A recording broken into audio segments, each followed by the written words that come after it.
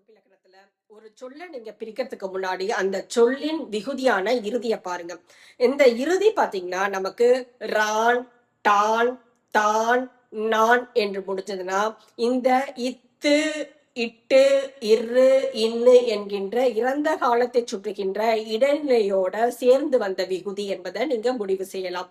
அதே போல பான், வான் என்று முடிஞ்சதா இப்பு, இவ்வு என்கின்ற எதிர்காலத்தை குறிக்கின்ற இடைநிலையோடு சேர்ந்து வருகின்ற விகுதி என்பதை நீங்க முடிவு செய்ய முடியும்.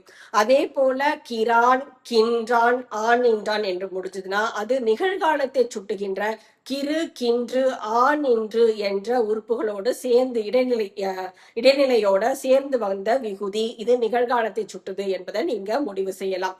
இது மட்டும் இல்லாம நம்ம இந்த விகுதியில நம்ம ஆண் பாலை அறியலாம், பாலை அறிய முடியும். பால் என்பது இங்க என்ன, இப்ப கிரான் என்று சொல்லிருக்கு இல்லையா, அதுல கிரு கூட்டல் ஆண் என்று முடியுது. அப்ப ஆண், ஆண், ஆண், சென்றான் ஆண், பார்ப்பான் ஆண் என்ற ஆண், பான் என்பது ஆண் என்று முடிஞ்சது. அப்படின்னா இந்த ஆண், ஆண், ஆண் என்று முடிஞ்சது எல்லாமே நமக்கு ஆண் பாலை சுட்டுகின்ற விகுதியாக இருக்கும்.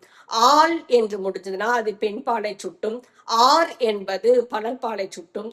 அது என்பது ஒன்றன் பாலை சுட்டும். அன என்பது பலவின் பாலை சுட்டுகின்ற ஒரு சொல்லாக இருக்கும், விகுதியாக இருக்கும். இந்த விகுதிகள் இது மட்டும் இல்லாம இந்த அன, அது என்பது நமக்கு பாலுடன் ஒன்றன் பால், பலவின் பால், பலர்பால் என்பதுடன் நமக்கு எண்ணையும் காட்டும். இது ஒருமையா பன்மையா என்பதும் நம்ம தெரிஞ்சுக்க முடியும். அது மட்டும் இல்லாம நமக்கு இந்த திணையையும் நம்ம தெரிஞ்சுக்க முடியும். ஆண், பெண், பலர் என்பது உயர்திணை சுட்டுகின்ற விகுதியாக இருக்கும். அது, அன என்பன நமக்கு பலவின் பால் இல்லையா, அது அக்ரிணையை சுட்டுகின்ற விகுதியாக இருக்கும். இவ்வாறு நீங்க அந்த ஒரு சொல் ஒரு வினைமுற்று கொடுக்குறாங்க அப்படின்னா அந்த வினைமுற்றின் இறுதி பகுதியை நீங்க பார்க்கும் போதே இது என்ன வினைமுற்று என்பதை நீங்க தெரிஞ்சுக்கலாம்.